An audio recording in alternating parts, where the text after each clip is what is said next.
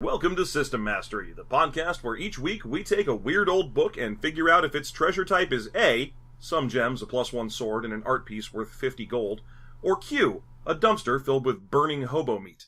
This week, the volume on trial is Human Occupied Landfill, a sci-fi romp from Dirt Merchant Press, and there is no part of any of that that isn't deeply accurate. All this and more on today's System Mastery.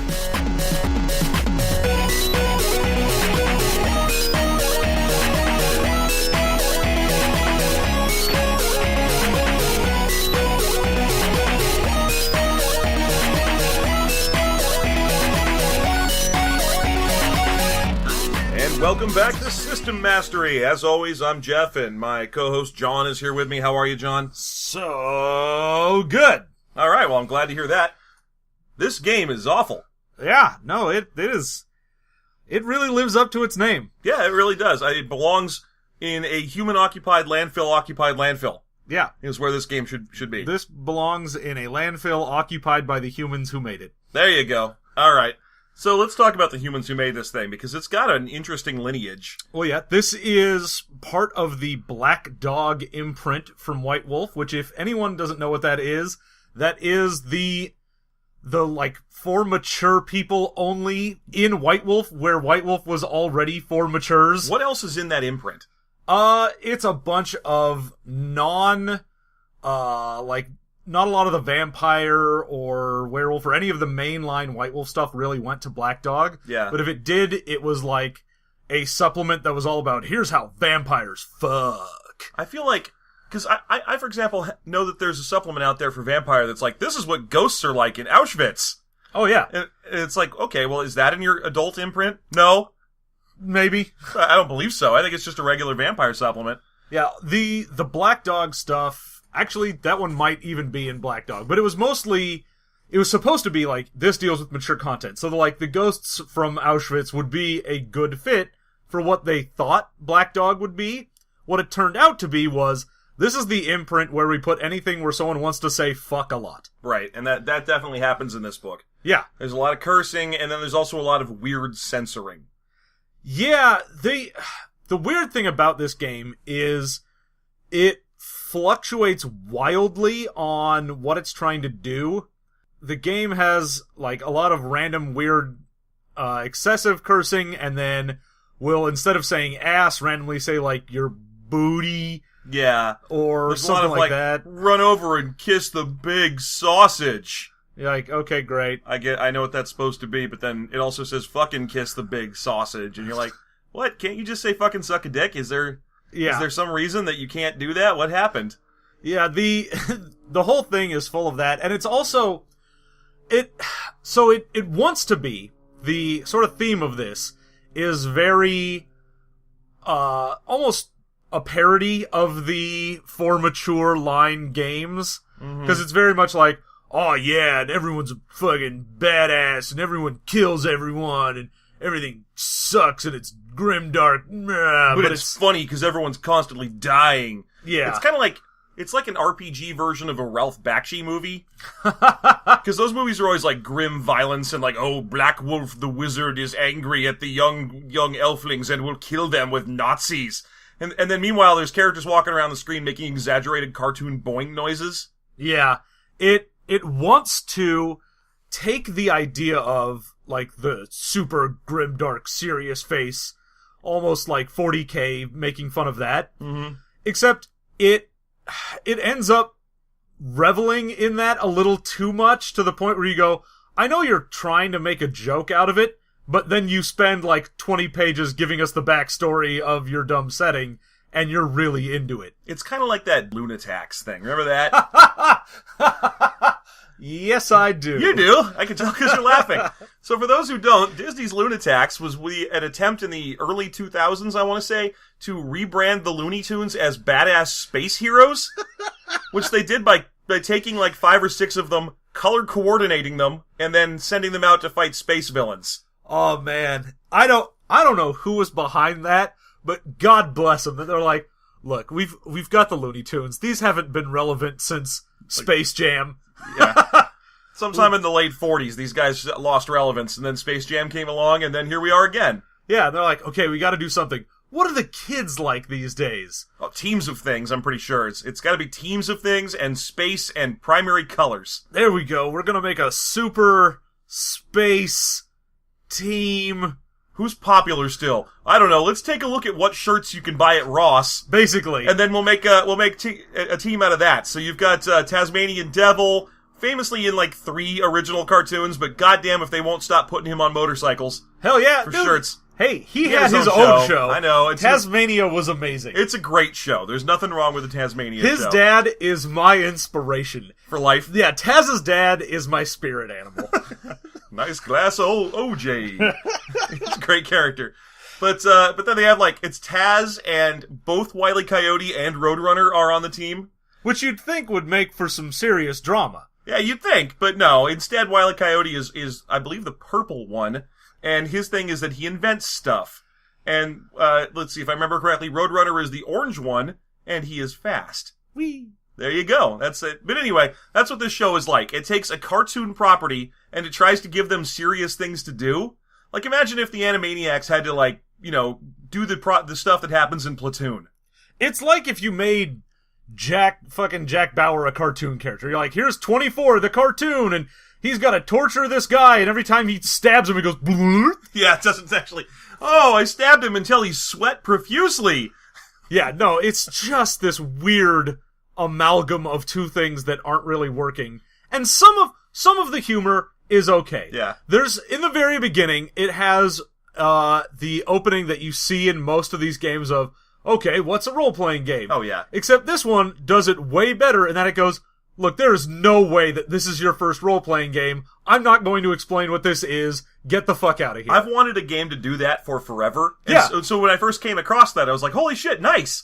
Oh, yeah, and because that was in the beginning, I was like, oh, this game's gonna be good. They're super meta. They get it. And it is meta all the way through. But that's one of the rare times where they go meta in the right direction. You know what we've done for the past 6 minutes so far is forget to mention that this book is handwritten? Oh, yeah. So, everything in this is handwritten. It's at times impossible to read. Mm-hmm. A lot of it either ends up getting cramped on the page, or you get just a page with like 5 words on it. There's a lot of attempts by the author whichever author is writing that horrible page to try and fix his spelling errors by doing that, drawing an arrow in and adding the letter above. But then there's also just a lot of horrible spelling errors. Yeah, and in addition to that, one of the other few sort of joke things that kind of works because of the format is if they misspell something or write something wrong in there and they cross out and they can make like a little note writing above it. Yeah, there's one, like, for example, they did the man with no name character as one of the pre-gen characters available in the book. And they forgot to give him fighting as a skill, so at the end of the page, at the very bottom, it goes, oh yeah, fighting, he has it at rank 12. Yeah, so the whole writing things out is an interesting gimmick, but one that you generally want to reserve in most games for either, like, a fiction bit or a bit done from someone's point of view, because usually in an RPG, if something's like a handwritten actual writing out, it will be something that's from a person. Right, and the basic aesthetic of the book, and again, yeah, all handwritten, I want to get this stressed properly. Most of you probably have heard of this thing, so you know what I'm talking about already. But there's no typography in this. There's no font. It's written in pretty much all caps all the way across, and it's done with like a pen, and it's just photocopies of someone's pen writing. And the aesthetic is, this is someone's folder. Yeah. Like it's a Trapper Keeper or something. Oh, it's got that, like, written on the bathroom wall type look to it. Yeah, a lot of bubble letters and you know, impromptu logos on the middle of pages, and sections where the writing suddenly gets bigger and crazier to indicate how serious this is. Oh yeah, and all the art in this is basically just doodles that they did in the margins. I can't tell, I gotta be honest, I can't tell what 3/4 of the art in this book is supposed to be. Well, it's because most of it, the fact that it was just sort of done with a pen, and then they had to copy that into the book, like, you get a lot of stuff that's just dark, and you can't really see what's going on in there. Then you got a bunch of stuff that's way too many lines being drawn. Or they try to simplify it so much that it's just like a smiling face above a knife. Like, in a black background, there's just like a smile and 2 eyes above a knife, and it's like, yes, I'm... And then there's a joke underneath that you're supposed to attach to that letter, or that image, and you just can't. I have no idea what the hell any of that is. Also, there's these little monsters that are in the book that are everywhere. They're supposed to be called Wastums. Waste-its. There's two of them. There's Wastums and Waste-its. Wastum's your food. Waste-its are basically the is from the Max, except that they actually attack you. Yeah. So, they're white ises. Yeah, they're white ises. This has been, people talking about the Max. Hey man, the MTV television series for the Max was awesome. I'm not saying it's not awesome. Why do you think I remembered is? Dude, I read the comic books and watched the show. The Max was rad. If you haven't read the Max, I'm sorry, you're never gonna find it. I'm sorry that we associated the Max with this. Anyway, yeah. Wastums are basically walking around gummy bears. They're little food things. They're supposed to look like gummy bears. They're supposed to be full of pudding, and you can just eat them. And they wander around and they're food. And they were the book's attempt to get food out of the way, so you don't really have to deal with it. Yeah, because they're like, well, what are you eating if you're on a landfill planet? And they're like, there's an animal, you eat it. We're little animals, and they're all over the universe, and anyone can just pick them up and eat them. Except that they are so poorly drawn that and they mention them very early. There's in the combat section, there's a rule for grabbing one and smacking at someone in the face with it. And they just say, oh yeah, these things are everywhere. Grab them and hit them in the face with it. And then you have to go all the way to the bestiary to figure out what the hell they are. Oh yeah, they mention like, oh yeah, and waste it. And in the combat section where it's like, grab a guy and waste it in the face. And you're like, is that with poop? What am I smearing poop on him? Is that a euphemism? Is wasting it in the face a thing? Like, it's a porn thing. I know that's definite. Yeah, am I giving someone a money shot? Am I rolling to money shot? Yeah, that's exactly what it is. But no, they're these stupid little teddy bears, and there are drawings of them, but the drawings are completely unrecognizable. They're just a massive lines and dots. They don't look like anything. No, it looks like someone just went, I put two, like, oblong shapes, and an eyes on there. I don't know. It's terrible. Alright. Yeah, it's infuriating. And, anyway, it gets started on explaining how the game is going to be played. And the first rule of this game, the very first rule that you need to incorporate is that the Holmeister, which is the Human Occupied Landfill Meister, so the Holmeister can cheat. And should cheat, and cheats often. Yep. And that's even in the beginning, when it's talking about it, it's like, okay, there's gonna be a section for the players, and then another section that's for the Holmeister only, and don't you idiot plebes look at that. That's only for the Holmeister, and, Pizza Watch, every third page mentions Holmeister Pizza. Oh yeah, it has been a while since we have mentioned the DM's Pizza Watch. Yeah. But, oh man, this brought it back in a big way. Yeah, there's a lot of... I wonder what the first book to make the DM Pizza reference was, so that all the other ones could just keep copying it, and which one is not being a derivative hack work when it keeps mentioning pizza? Yeah, I gotta wonder, what was the first book out there that was like, you know what, we usually have pizza at these things. I'm gonna write down that, like, I'm sure other people have that. Don't touch the DM's Pizza. And then everyone else read that and went, yeah, that's a funny thing. I really want to do a game, like, if we ever write our own RPG, I'm going to put in highbrow food, because we always, like, have someone who wants to cook at our games. And they'll be like, yeah, don't touch the DM's tri-tip. Stay away from that pork loin medallion. That's exactly what's going to happen.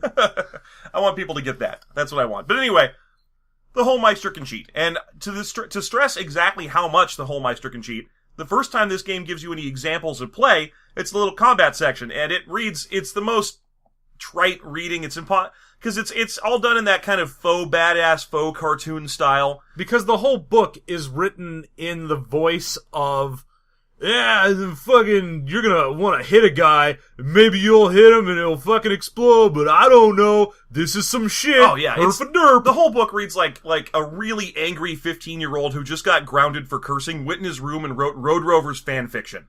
And the problem is, I have such a hard time with this book, because I know that that's sort of what they were going for in their parody genre, except when you do literally the entire book in that voice, it stops being a parody and starts being just the voice of your book. Right. It's the same thing of, yeah, you can try and be ironically an asshole, but if you're ironically an asshole all the time, you're just an asshole. Anyway, so the story starts with this one guy, and he lands on the planet, and he pokes another guy in the back to ask him for directions, but oh no, that guy's a special kind of guy. He's like a gardener or a janitor or something, and you don't mess with those on this planet, so he turns around and tries to hit the player character with a girder. And there's a whole bunch of, just so you know, there's a lot of layered descriptions about how he's an ugly Hulk, a muscle ugly Hulk, and he's smiling, and he's an awkward ape man. Ape awkward, man. And he keeps trying, but then the Holmeister rolls to hit with the girder and misses, and then the description is, fuck, I'm gonna roll this again. Misses. Fuck, I'm gonna roll this again. And he rolls until he gets an 11 and hits the player. Yep. That is how this works in this game, is we've talked about the adversarial DM thing, but this is straight up codified. You should be cheating. And not cheating in secret, not behind a Game Master screen. It's not just, I rolled dice and then said, oh, I got an 11. Yeah. It's roll in front of them until they see you roll an 11. And that's the whole, it's like they don't want you to play it. It's like this is supposed to be like an art installation or something, and the whole point of the game is, look at this game, try it for 5 seconds, determine it's terrible, go get some Taco Bell. Like, and again, if this was a sort of standalone type game that was just, like, done for a larf, and they're like, oh, we did a funny, stupid thing that you're not supposed to do, okay, I would understand a lot more in this, but they put out fucking supplements for this. Oh yeah, they took this game seriously. There's more than one supplement out there for the Human Occupied Landfill. And what that means is that you're supposed to be able to play this stupid thing. I guess maybe in the supplements they're like, hey, remember how we said constantly cheat on your players so that they never accomplish anything and their die rolls are meaningless? Yeah, don't. And then, it waffles so hard on this, because it then, at another point in the book, is like, hey man, you should fuck up your players a lot, but don't kill them. Don't just murder your players. You should keep them alive, or else they won't be having fun. And I'm like, they're not going to be having fun if you're sitting there fucking with them the whole time. There's also a section where it discusses the Grace of God rule, where you're supposed to roll a d6, and that's the number of times that you let your player, in secret, as the Holmeister, you roll a d6, you don't tell your players what you rolled, and the value of that you rolled is the number of times that God saves their lives. Yeah, you can just say, alright, I fucked up, I'm using a Grace of God point. And then you just use that, and then you don't die, or you succeed, or whatever. Right. Sort of like the brownie points from other games. Yeah. Here's what I wanted to stress about it, though. So the Holmeister rolls these stupid things in secret, and then the section in the book that's talking about these is like, look, sometimes your dumbass idiot plebe players who were bullshit fuckheads are going to accidentally find themselves in dumbass death situations. Like, maybe they'll be tied up hanging outside a spaceship flying through the Gear Nebula. And I'm thinking, well, no, they didn't do that. You did that. You did that, Holmeister. You're setting the scene. Yeah. Also, so once you run out, as soon as you've run out and someone goes, I want to use a Grace of God point, because again, they don't know how many they have. Yeah. If someone tries to use a point after they've run out, then you double fuck the players. Yeah, you extra kill them. So there's a lot of these things where it's like, don't kill them. There's a lot of ways to let them be out of being killed. Except every weapon in the game does fucking lethal damage. Or more. It's crazy how much damage everything does. Oh, yeah. And there's armor is fucking pointless. You look at the pre-gen characters and they're always like, oh, what are you wearing? He's got like a duster on and a vest. What's his armor? 10. What? That says that you're literally inside of a sphere of solid steel. That's what 10 armor is. Why did you give him a 10 armor? Who cares? Fuck it, move along. Yeah. It just keeps going like that. So the whole game consistently flagellates between being. I think you mean vacillates. Vacillates. Thank you. No, vagillates. Yeah. It constantly vagillates. If you're not feeling fresh, try Vagilate. It flagellates like the cilia of a microscopic organism. It's self-flagellations itself. Yeah. It feels really bad about what it's done, and so it whips itself. I'm so angry at this game, it's making me dumb.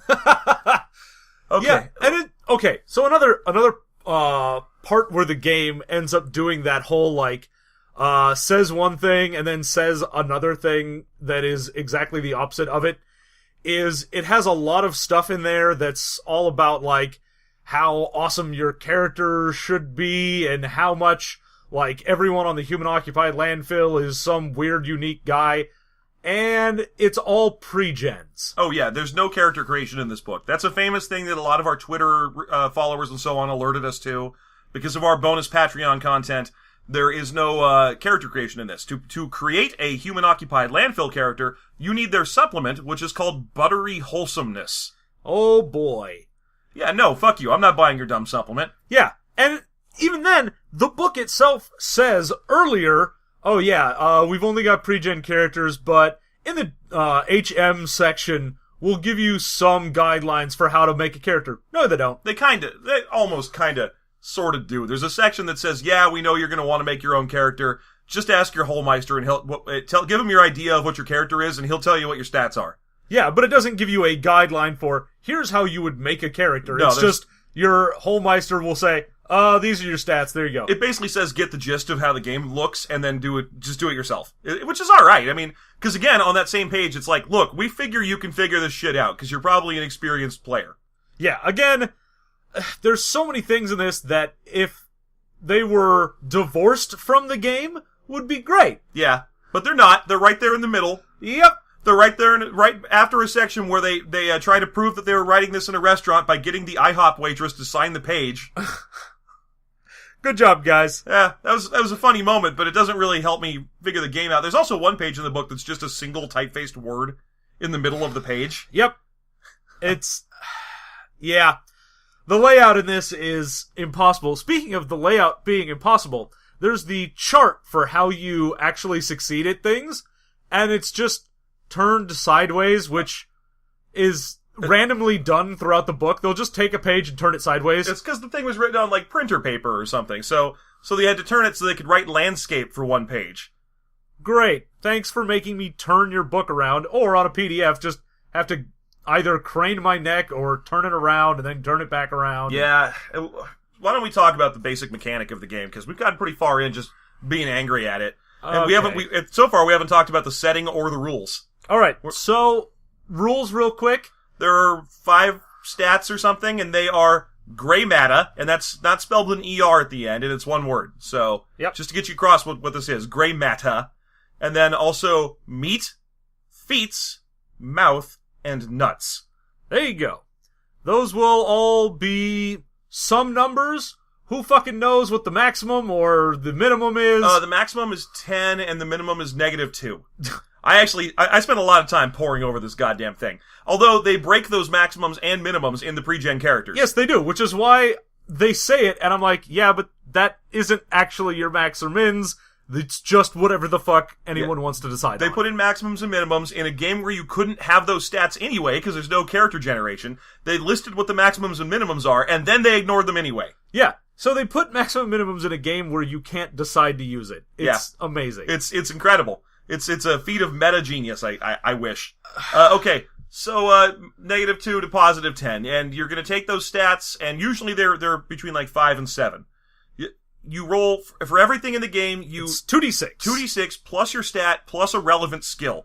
And do you remember how much we complained about Tales from the Floating Vagabond and Buffy the Vampire Slayer and so on when the skills have long, stupid names? Why, yes, I do remember that. Why do you bring that up? Because the skills in this game have things like pound people with your fist until they stop living and start being dead.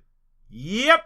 They get full sentences for their dumb skill names. Yeah. And sometimes for no reason. Sometimes it makes it so you can't tell what that skill is.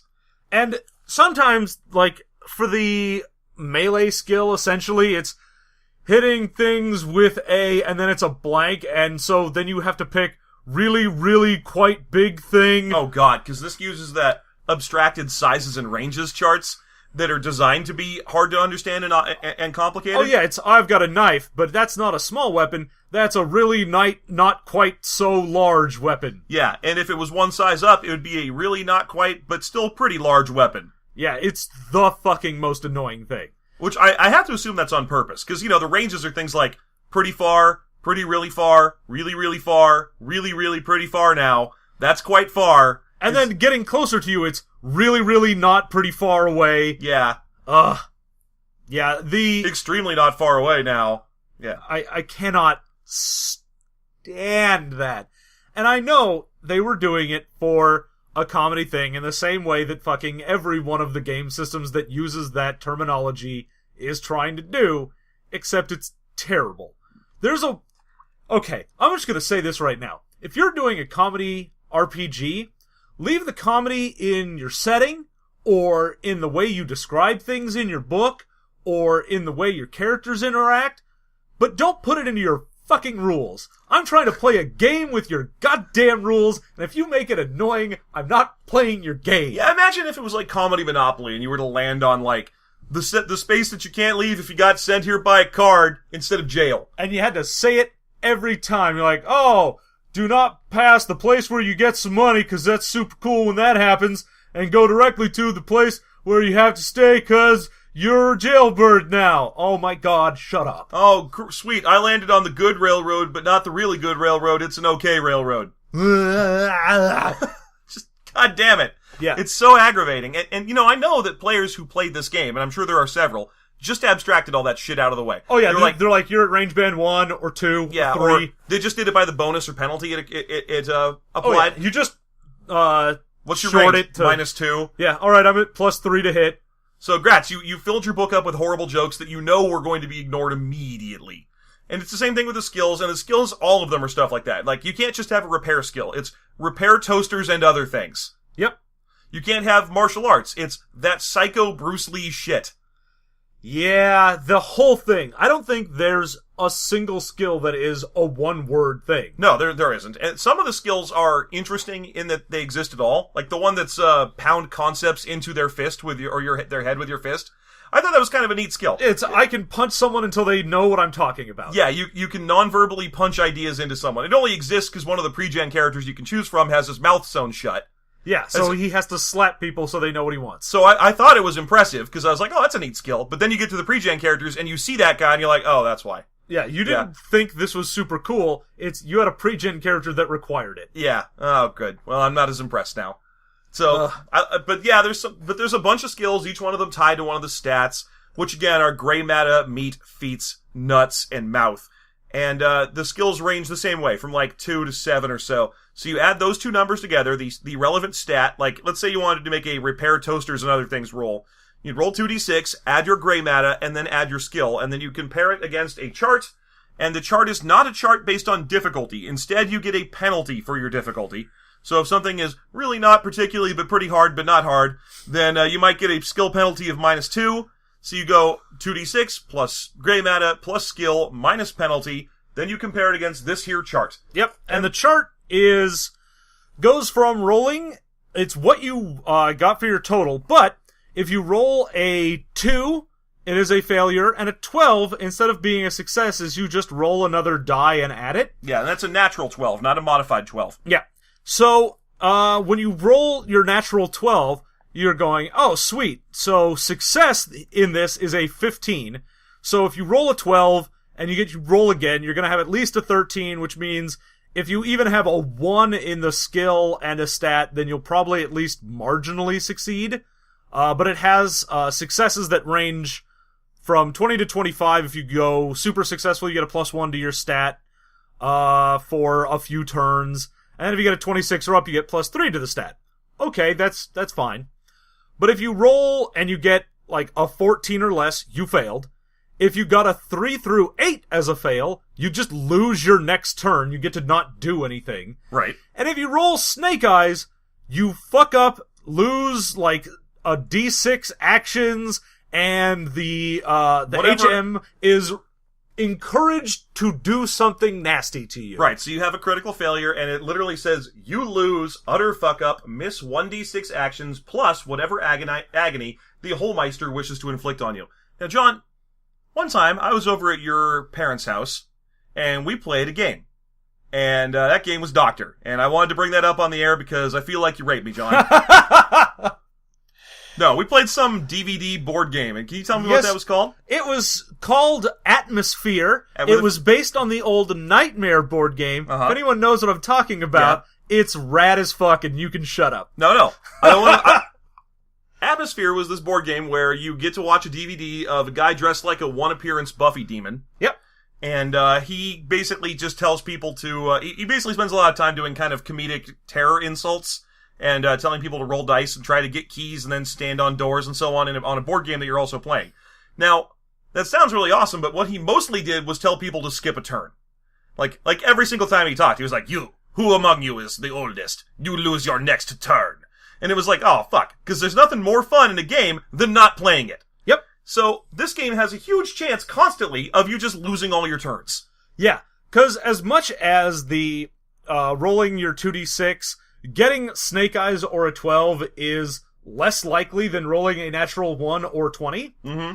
But, if it happens, you're rolling the natural 12 is just, oh, I'll probably succeed. rolling the snake eyes, though, is you don't get to play for a while. Also, I'm probably gonna have, like, a giant space girder fly through the air and smack you in the face. It's just...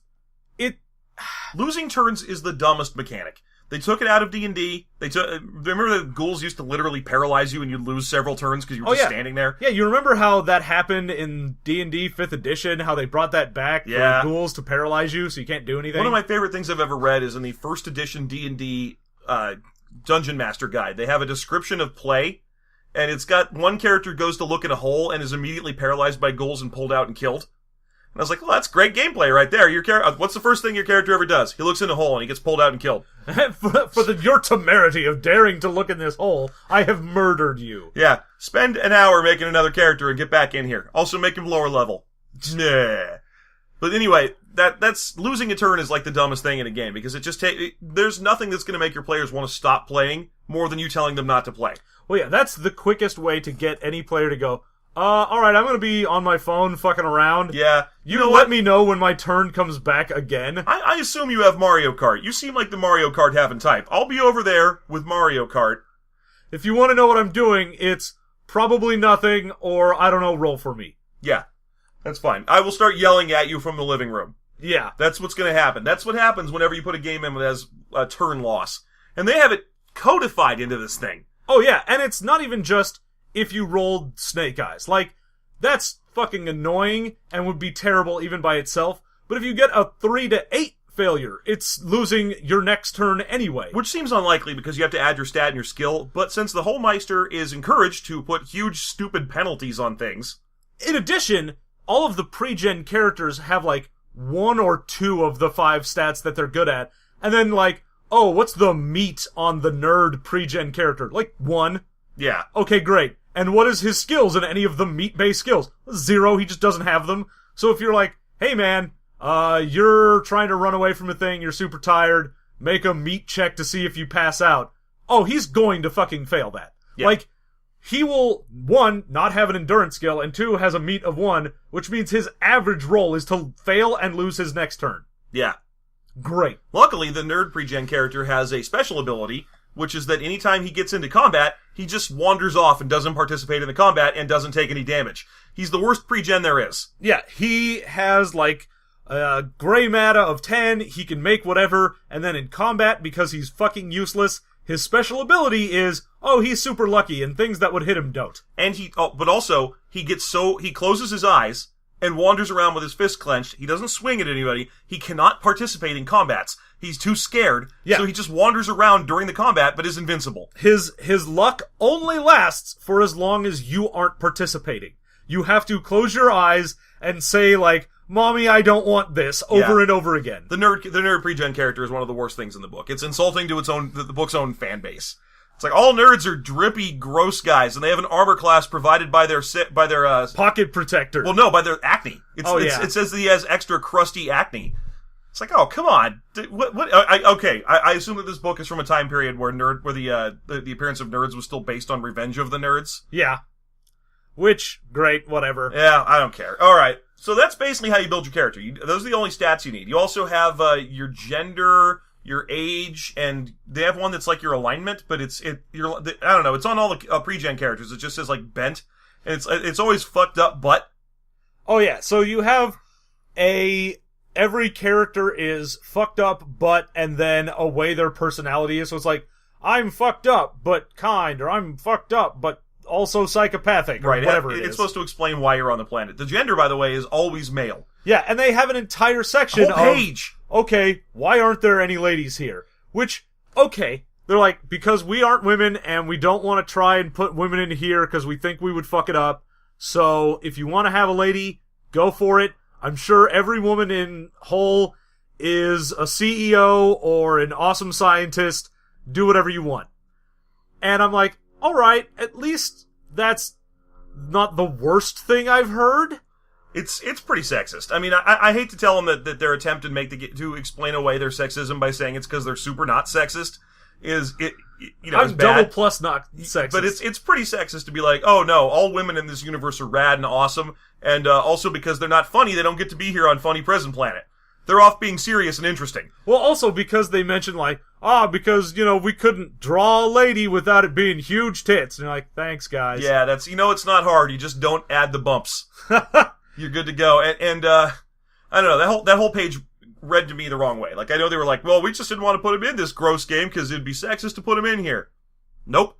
You could have put in one gross, dirty woman and you would have been fine. Yeah.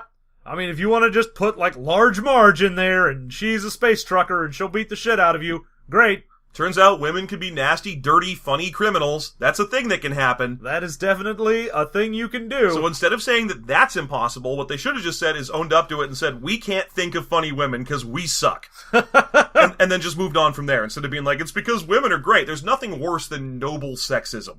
Oh yeah, I'm not sexist because I think all women are pristine objects that should be put on a pedestal. Yes, I'm not sexist because I worship the altar of the mother goddess. No, shut up. Women are allowed to be nasty, dirty brutes. It happens constantly. Everyone's a person. Everyone sucks. Anyone who's ever lived with a woman knows. They are gonna stink things up, and you're gonna be like, hey, man. They're gross trash monsters, just like everyone. Anyway. So there you go. And it does not like it matters. The way that there's no women in this game is that there are 7 pre-gen characters. Yep.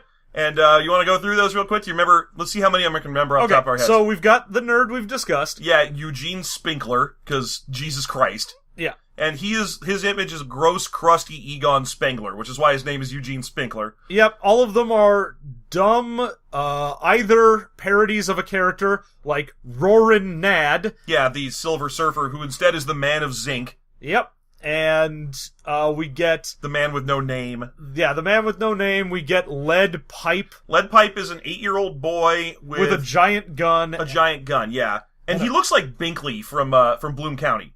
Yeah. Like, the first time I saw him, I was like, oh, I wonder if that's supposed to be Binkley from Bloom County, but there's no jokes about that would connect it. No. I have no idea what Lead Pipe is supposed to fucking be anyway. I think they were just like, well, we want to make a little kid character because it's hilarious if a little kid has the biggest gun. And then they went, alright, well, what do we name him? They couldn't think of an actual reference, so they just went, his name is Lead, L-E-D, Pipe, P-I-G-H-P. Oh, they do that a lot. A lot of the fun stuff in this book is done by comically respelling words so that they look slightly different. It's like they just finished reading an old Richard Lederer novel or something, and they were like, yeah, you can spell fish as G-H-O-T-I. So, okay, so Lead Pipe, the stupid nerd, the child rapist priest. Oh yeah, which, it doesn't go, yes, he literally rapes children, but he always has a kid with him. Which, by the way, is impossible, because under Lead Pipe's description, they say that he's the only kid on the planet that's around that age, because he's murdering all the other ones. Yeah, except you also have a pre-gen character that comes, as part of his character and special ability, always has a kid. And his special ability is summon 3d6 young boys by softly cooing. Yeah. And if you actually try to go through and read his character description, which is infuriating, it's just a bunch of sex jokes. It's just a bunch of, I like to bring the little boys to their knees before the Lord, and I will, once they're there, I'll place my hand on their shoulder and guide them towards salvation. My salvation. Yeah, the whole thing is repellent. It's untenable. It is the worst. Right after that horrible series of nerd jokes. And then, so you've got, let's see, a useless nerd, a little kid with a giant gun. You've got a big slab of meat with his mouth sewn shut. And his name is or something? Yeah, it's is his name. And I couldn't even understand his backstory. He's a huge man with his mouth sewn shut, and he's nice, but he's just a huge muscle guy who can't talk. Yep. You've got a Man with No Name ripoff. You have Elvis himself. Yeah. And he's just Elvis, and there's not really a whole lot of jokes to that. Nope. There's the Wereman. Something the Wereman, and it says he's a normal guy. He looks like Johnny Gat from the Oh yeah. He looks like Johnny Gat from the what game is that? The Saints Row. Saints Row. Except he's it says that during a full moon he turns into a combination of Andrew Dice Clay and a few more guys who are similar to Andrew Dice Clay. Yeah. And he gets a really hairy neck. That's it. So I guess he's a joke about, like, stand-up comics and lecherous Italians. I guess. I don't know. But he's not even a dwarf. So, I mean... yeah, we all established at this point that dwarves are Italian-American. I like to think that has dramatically caught on, and there's a lot of those at gaming tables now. Yeah. I personally would think that if we could bring down the RPGA by forcing everyone to play Italian dwarves, that would be a win for us. Yeah. I would put that in the win column. Yes, me too. I can't even remember the other ones. There's one that's like a badass space executor hero, like the kind that looks like one of these guys played like some Imperial Guard from 40K, because he's got like the big wide brim hat and the gun that shoots hellfire and so on. There's one of those.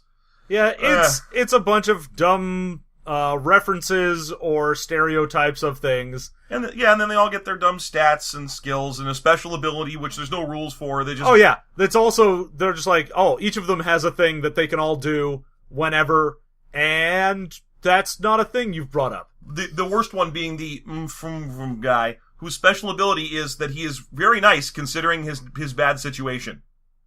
Great. Thanks for that. That's a personality trait. That's not a special ability. Whatever. And then, after you have to pick between one of these abhorrent, stupid, pre-gen characters, and I'm not saying they're abhorrent because in the way that the book wanted them to be abhorrent, which is, oh, these are gross malcontents and mutants from the poop planet. They're just stupid. Yeah. They're either dumb or offensive. Yes.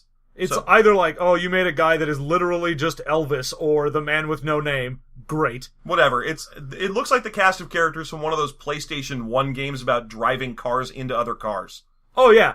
This is pretty much an even worse version of Twisted Metal. Yeah. And there are rules for that. There are rules in this game for playing as like bikers or pilots or something. Yeah, because it has a bunch of rules for ships and what those stats are, but it's how big its hull is, and it's big or real big or really, really big. And they have a stat for hull value, which is like a hull points ability or something. Yeah. That's one word. I don't know. It's not... I skimmed it because it was stupid. Yeah. Okay, so... So the setting. We haven't even talked about the setting. Jesus. Yeah, let's get into the setting, because we've got a few minutes left here, and we really should. I had to write this down, because this book has way too much setting. Oh yeah. For a book that is supposed to be a dumb comedy thing about a trash planet where you play a gross mutant, it has fucking 20-odd pages of like, oh, and then in this year this happened, and then in this year this person became the emperor of whatever, and then in this year... Well, you get a real sense near the end of this book where they're going through the setting stuff that there was a minimum page count they had to hit. Like, they were like, you cannot publish this book if it doesn't have at least 200 pages in it, so you just need to keep adding stuff. And they were like, well, we've written ourselves into a corner with the rules, because there isn't a page in the rules where we don't berate players for needing more stuff. Where we just go, a real player wouldn't even need this nonsense, so we're not going to give you stats for what that does. So they were like, well, I guess we'll just add a complicated 1,000-year cosmology. Yeah. So, I just want to run through a list, and I'm just going to run their names through and see if John can remember who they are and what they do. Yep. Because I have the list of organizations that are at play in this game. Yep. Alright, John, what is the cow? Is the Confederacy of Worlds? Alright, and who runs the cow? Emperor... like, something with an R. Rupert. Rupert, that's it. Emperor Rupert the Ninth, and we get information about Emperor Rupert's 1 through 8 as well, in case you wanted that. Oh yeah, well, the information on Emperor Rupert the First is, at some point he was like, this sucks, and he took over the universe. There you go. They wrote him as a simple carpenter's son who would rise to take over the universe in one of the occasional little weird religious jabs in the book. Yeah. Okay. Then there's also an Inquisition that's attached to Rupert the Ninth. He has his own Inquisition he runs, which is just like the Inquisition in 40K. Yeah, I have to imagine their entire empire thing here was kind of taking from that. There's a lot of 40K influence in this book, like a ton. There's a lot of shots of... Especially the church as well has, like, those little purity seal type things on guys. That's the next one, in fact. Tell me about the church in the game. The church is run by the Space Pope. Yeah, he's not a crocodile, because this predates Futurama, I assume. Yeah, but he is a big, fat Pope guy. And then there's a whole lot of secondary influence in the church, because it's also a McDonald's. Yeah, they decided that the only way that they could actually get people to show up to church and make a profit is to turn the church into a fast food joint. So they all wear a holy symbol called a sponk, which is part onk and part spork, which is where that name comes from. Yay. And that is why you have that child rapist priest guy as one of the pre-gens, is because he's a member of this church. There you go. Okay.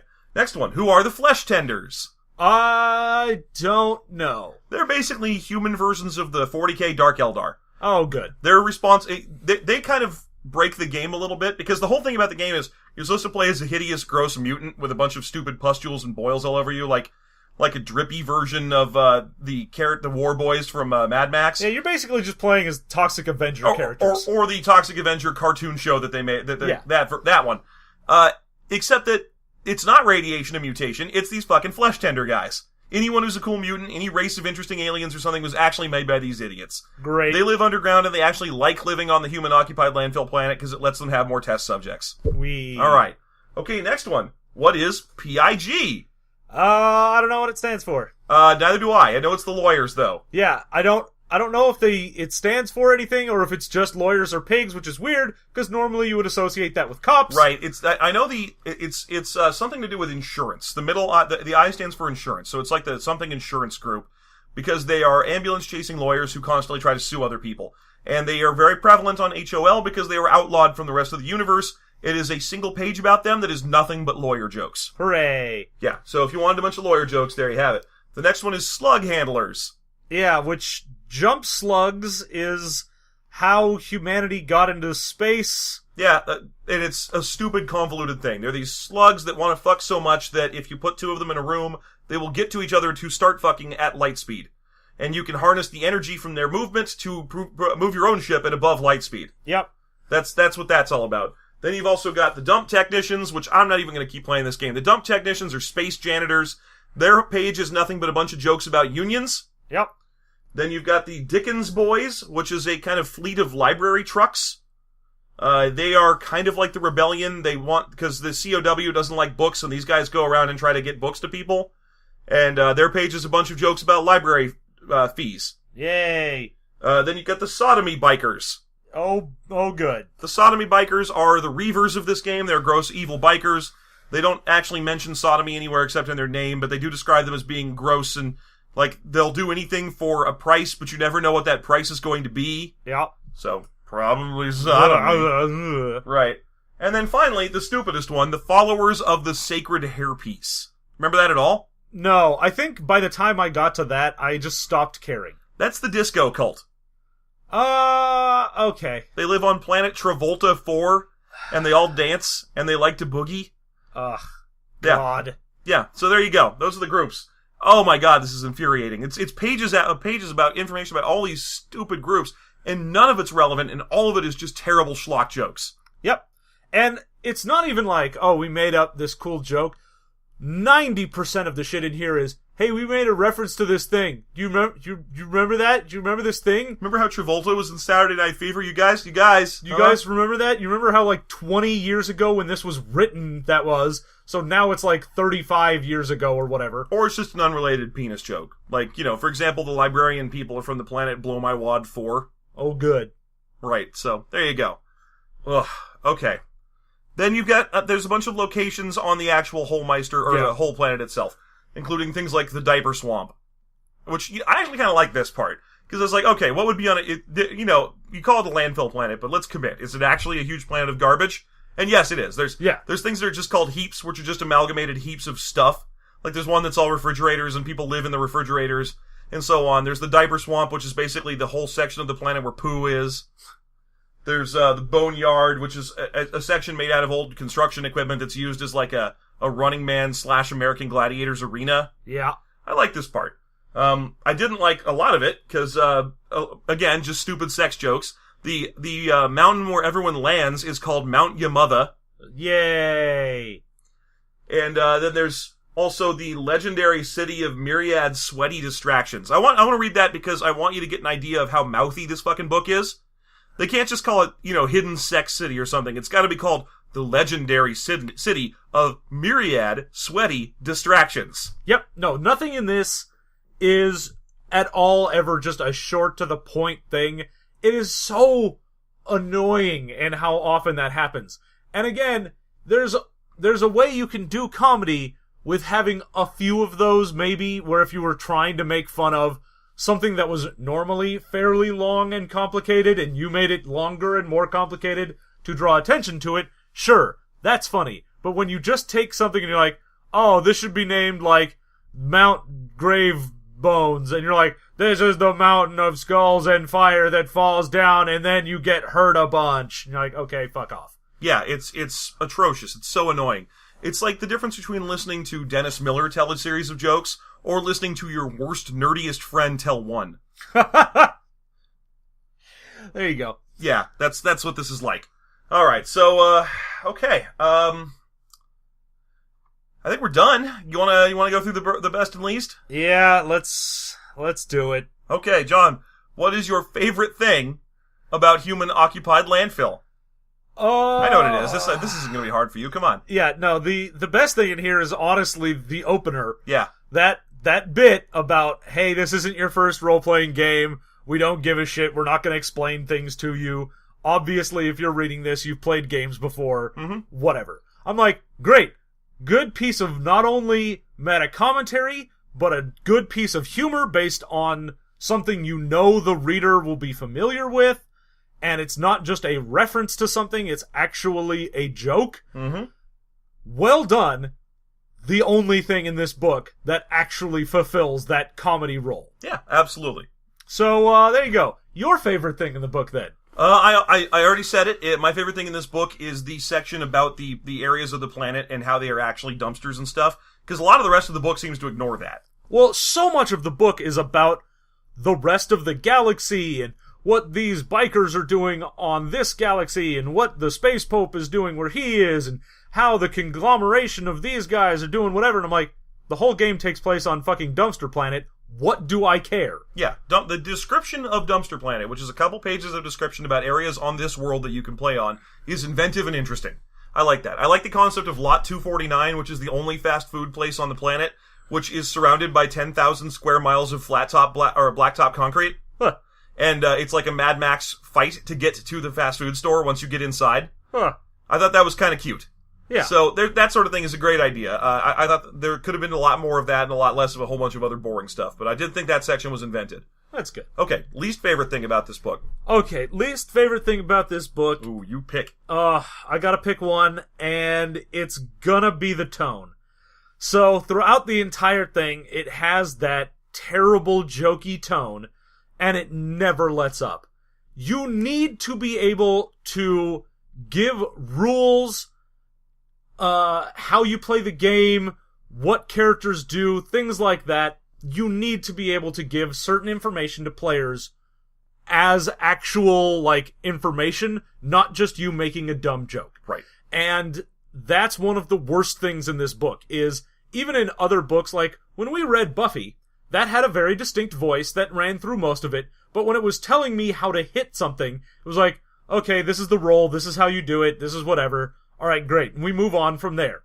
Same thing with, these are your skills, this is whatever. Even if you had a jokey name for it, it was just listing what it did. It eventually gets to the nitty-gritty. Yeah. This book is wall-to-wall. I will not stop being super tongue-in-cheek, nudge-nudge, wink-wink.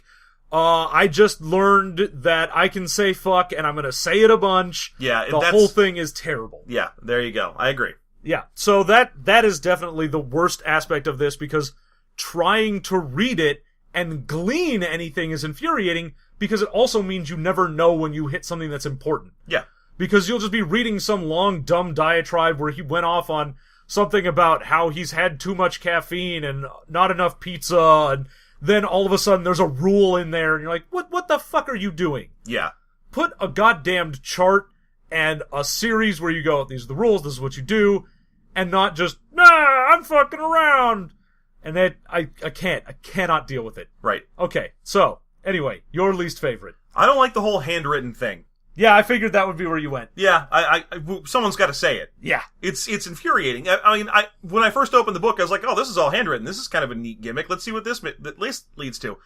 Let me tell you, you could sell this book as a fetish product for people who want headaches. Have a fetish for having terrible headaches. Because trying to read this thing over a long period of time is infuriating. It's like being a TA. Yeah. It's not only terribly written, but the actual writing itself, the way it is written, is terrible. The guy can't fucking spell. If you can't spell, you should have an editor and shit. You should write a book that uses a computer and shit. Oh, yeah. He constantly... the only thing about the typography I thought was clever was they occasionally used it to make jokes about how this guy can't write. Yeah.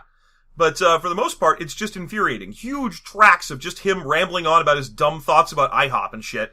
And I've got to read it all to see if there's a rule in there. And the whole time, it's just written in all caps, fucking shitty looking text. And it's infuriating. And there's no, lines on there. It's just blank sheets of paper, which means his writing will occasionally just start to, tilt downwards. Oh, yeah. Or off to the side, or, sometimes wrap around things. Sometimes he'll start writing up the side of the page when he finishes a line. Yeah. It's just, it's so annoying. I mean, it was cute as a gimmick. If this book was 20 pages long, it would be great. Yeah, no, again, if you're doing handwritten stuff, do it as a journal entry, or something written from the actual literal point of view of a character. Something that is there in universe would be written down. Or if this book was an art project. Like, if all the rules didn't add up to a game that you could possibly play. Like, it's just sort of, look at this. It's sort of a parody of role-playing games in general. And no, you can't even play it, because whatever. It's just fun to look at. If you had actually made it so it was literally unplayable and didn't put rules in there on how to play,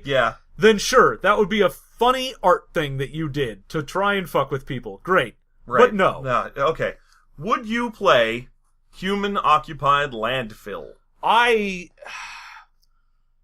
can't imagine. I mean, I've said this before. I hate pre-gen characters. I just hate it. I know. They're never as funny as what you can come up with yourself. No, and it's always, okay, I've got to pick one thing that these guys thought were interesting, and if I look through their pre-gen characters and I go, none of these are interesting to me, then I have to go to the Holmeister and say, look, I had a concept for a guy that isn't fucking stupid and just a reference to a dumb thing. Can I play that? And then I have to get permission to try and play a character that's useful. Yeah, and meanwhile, you've got that problem, the same problem you had in Tales from the Floating Vagabond, which is that these pre-gen characters are characters that have one joke. Oh yeah, that's their thing. It's, okay, what am I? Oh, I'm Elvis. That's my joke. Okay, so in 3 months, when you're still playing this character, is the fact that he's Elvis going to still be funny? Are you still going to be mining Elvis jokes? After I've said, well, that's a hunk of burning love for the 50 millionth time. It won't be funny the first time you said it because it's written in the book. Yeah. So they'll just be like, yeah, that was in the book. Sometimes he is known as the hunk of burning love. Yeah, we get it. We all understand. Yeah. Which means you have to really dig deep. You have to make a bunch of jokes about convincing or convincing Nixon to let you fight terrorists. Yeah. That sort of thing. You end up running out of these jokes and you still have to keep playing the character. Looney Tunes worked because those cartoons are 3 minutes long. Oh yeah, you can't play a dumb cartoon character that is essentially just a reference or a one-note joke for an extended campaign. Yeah. That was the problem with Tales from the Floating Vagabond with those shticks. It was like, your character can have an unlimited source of cream pies. Great, that's awesome. How funny is cream pies going to be 15 adventures from now? Yeah, you're going to be like, okay, I would throw a cream pie at this guy, and everyone's going to go, yeah, okay, great. Yeah, how much damage does that do? I don't know. Sure, yeah, sure, okay, yeah, great, okay, yeah, sure, yeah. Mark that on your sheet. Yeah, awesome, sure. Yeah, that's what's going to happen. So, there you go. You wouldn't play it because...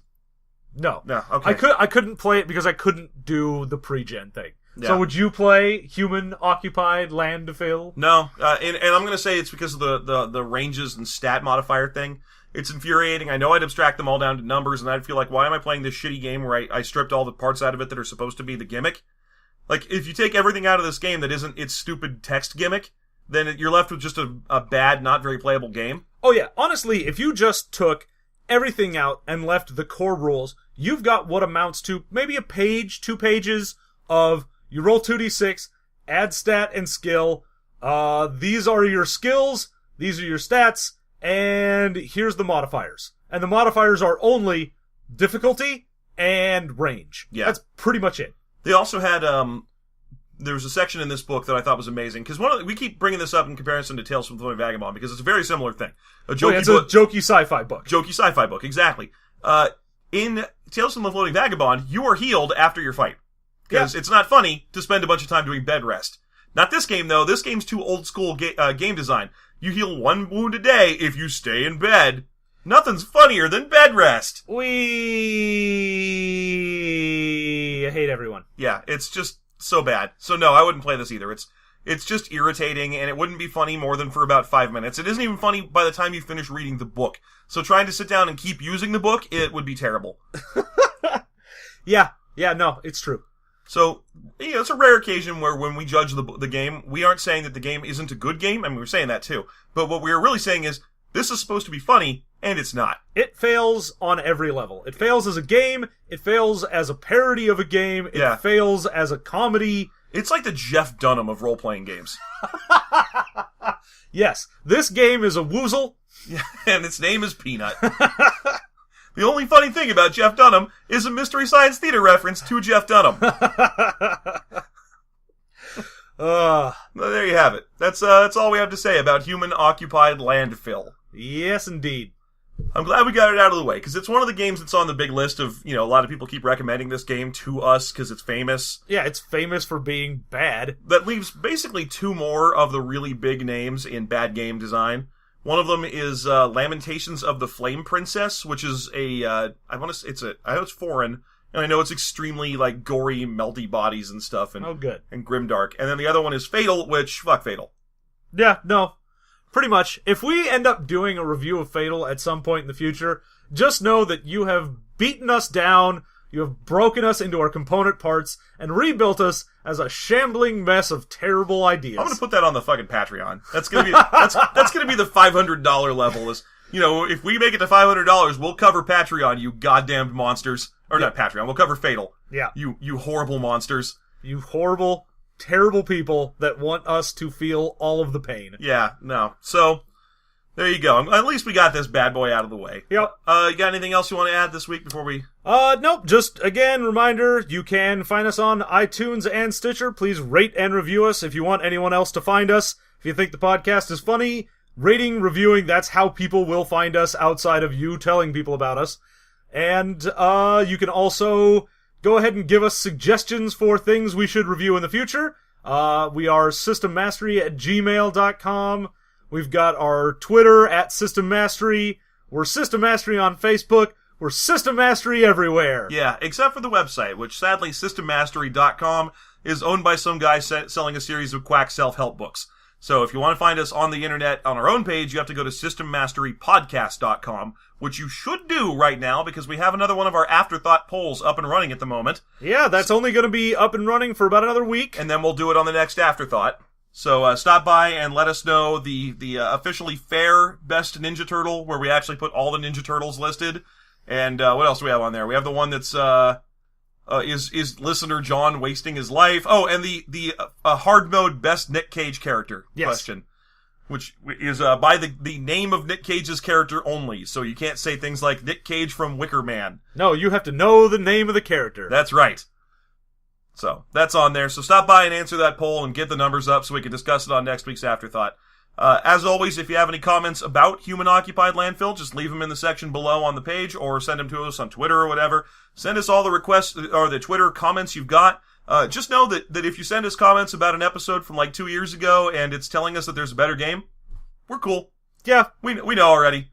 We are aware that there are better games than we review. We are filth mongers. Our job is filth. We don't want to hear about good games. We want other people to know about good games. They're not for us. We don't deserve them. No. We are not deserving of a good game. All we deserve is filth and a dumpster living in a human-occupied landfill. Roll credits. Good night.